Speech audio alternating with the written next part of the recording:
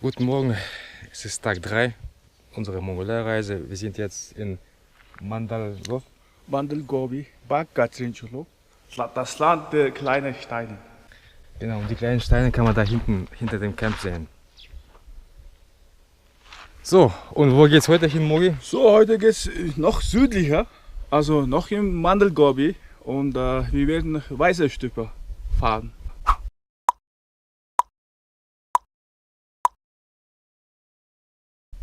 Weißerstüper, Okay. so große Felsen, 60 Meter Höhe und so. Gut. Naja, dann werde ich mal die lange Fahrt, denke ich mal, nutzen, ein bisschen zu schlafen, um den Schlaf nachzuholen, den ich im Jodenzelt nicht hatte. Ungewöhnlich, aber freue mich schon auf die Felsen, die uns da wahrscheinlich Ja. erwarten, oder? Dann lass uns bei dem Typen bedanken. Genau, Und, der Hausherr, also wir müssen uns verabschieden. 자, 자. Bye-bye. 진짜 먹이라. Ciao!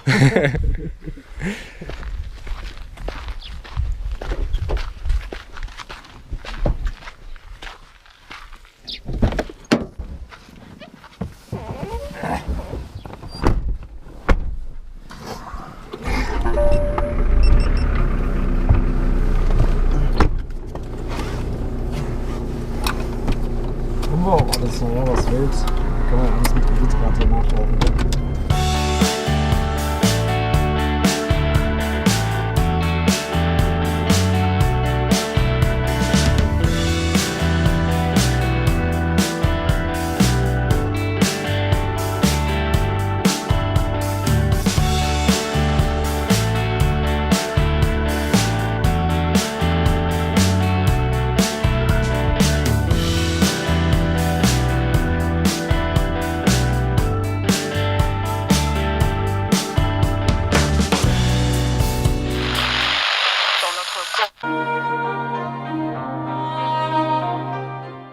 Wir werden jetzt die erste Stadt auf unserer Route passieren. Mandalgovi, die Hauptstadt eines Aimags. Und was ist denn ein Aimag? Aimag ist eine Provinz. In der Mongolei gibt es 21 Aimags, wobei die Hauptstadt Ulaanbaatar zu keinem Aimag gehört und separat verwaltet wird. Wir sind jetzt also in Mandalgovi, der Hauptstadt des Dungovi-Aimags.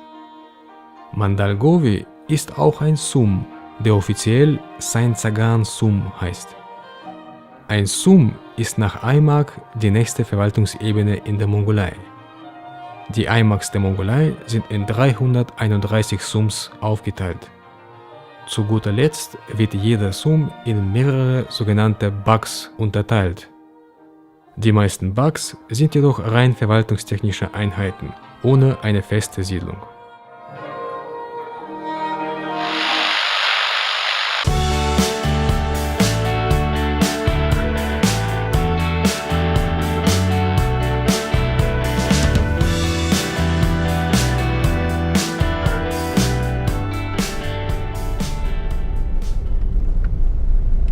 DT, Dieselturbo. Was steht DT? Das ist Diesel bei uns. Dieselturbo. Dieselturbo. Was steht?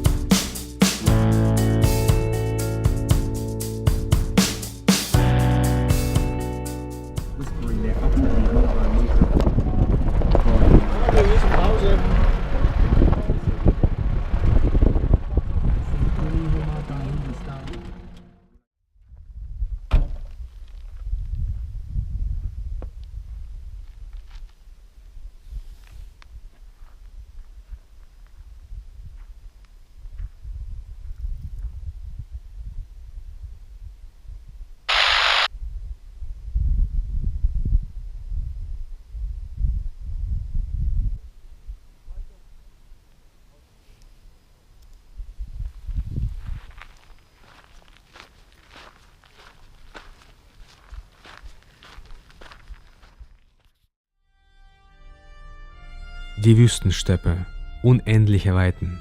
Wir befinden uns im Jahr 2016. Dies sind die Abenteuer des Raumschiffs Mitsubishi Pajero, das mehrere hundert Kilometer von Ulaanbaatar entfernt unterwegs ist. Jedenfalls die Wüstensteppe. Laut Reiseführer nimmt sie 20% der Gesamtfläche Mongolais ein und umfasst die Übergangszone von der Grassteppe zur Wüste. Starke Winde, Sandstürme, geringer Niederschlag sowie tief liegende Salzebenen sind kennzeichnend für diese Zone. Die überwiegende Mehrheit der Bevölkerung hier lebt von der Viehwirtschaft. Schafe und Ziegen kommen am besten mit den harten klimatischen Bedingungen zurecht. Und natürlich die Kamele, die man in kleinen Herden in der Wüstensteppe sieht, wenn man durch den Dund Gobi Aimak fährt.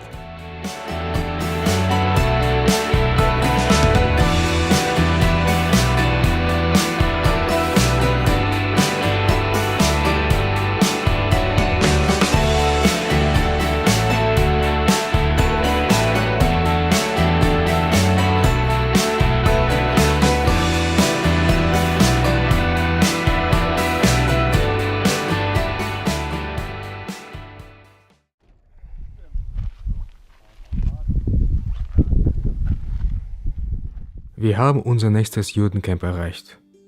Mogi klärt mit den Angestellten die Formalitäten und vor allem die Frage, wann das Mittagessen angerichtet sein wird. Wir werden uns zuerst von der Pistenfahrt ein paar Stunden erholen und machen dann einen Ausflug zum Highlight des Tages, der Felsformation Weißer Stupa, die auf Mongolisch Tsagaan Suvraga heißt. Jetzt schaue ich mir unsere Jute und das Camp an.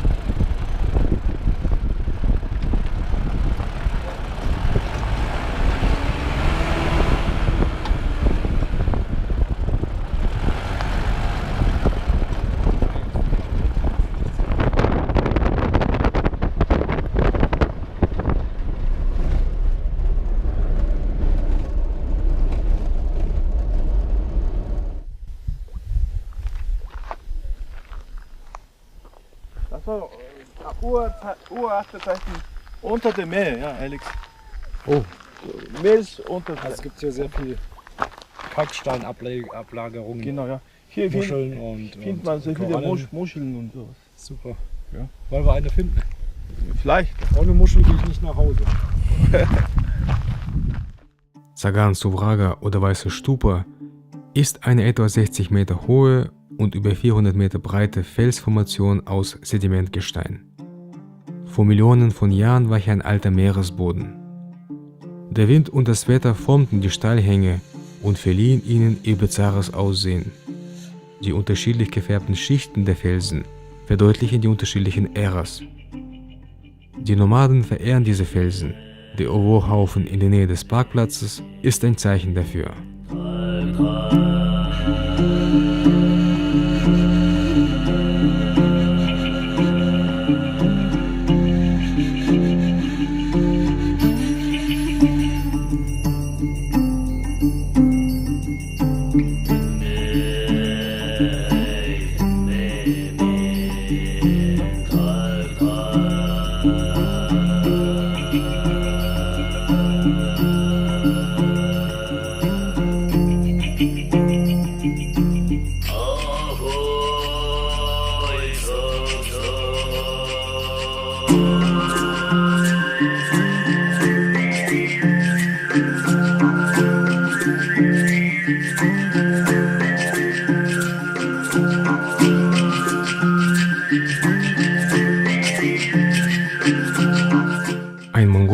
Sprichwort sagt, wenn du Angst hast, tu es nicht.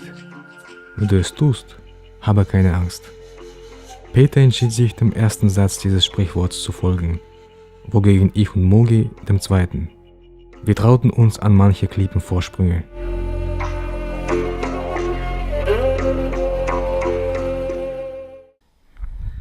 Also wenn ich jetzt was sagen soll, ich bin hier mit einer Bande von suizidgefährdeten Leuten unterwegs, die auf die Klippenvorsprünge tanzen, noch nicht mal die Tragfähigkeit testen. Also mir geht da einfach, einfach, da bekomme ich Diarrhoe, wenn ich sowas sehe, ist ganz klar, aber beeindruckend, toll. Was sagst du, Mogi? Ja, also ich habe so viele Orten gereist. Erst einmal, zum Glück bin ich mit euch erst einmal diesen Platz. Was wunderschön. Super, Also ja. ich finde es auch richtig schön hier.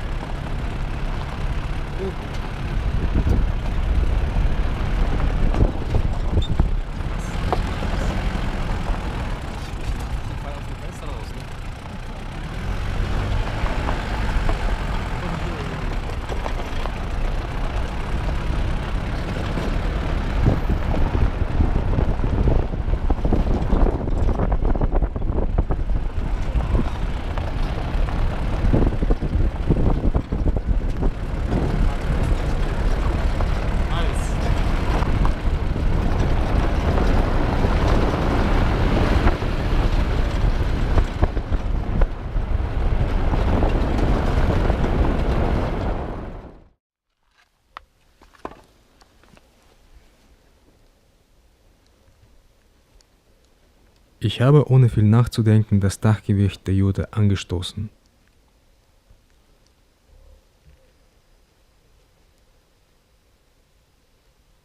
Später ist mir klar geworden, dass ich damit das berühmte Foucault'sche Pendelexperiment nachgemacht habe. Ich habe das Gewicht exakt parallel zu den beiden Jutensäulen angestoßen. Seht ihr, wie sich die Richtung des Pendels langsam ändert?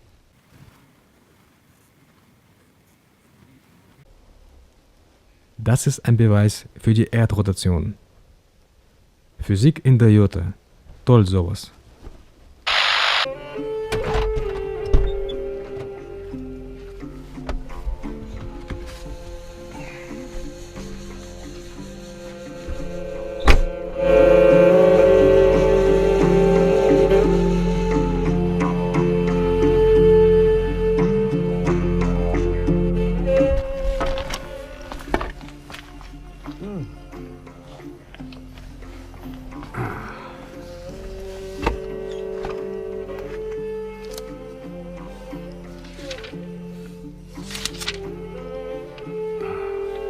Ene udagin, heli helicer, uger, tusas, shalivakan, tuska heibu, malsh amban, hichest des, gadang, esi grukucen, ori uretni, chach, utnoch.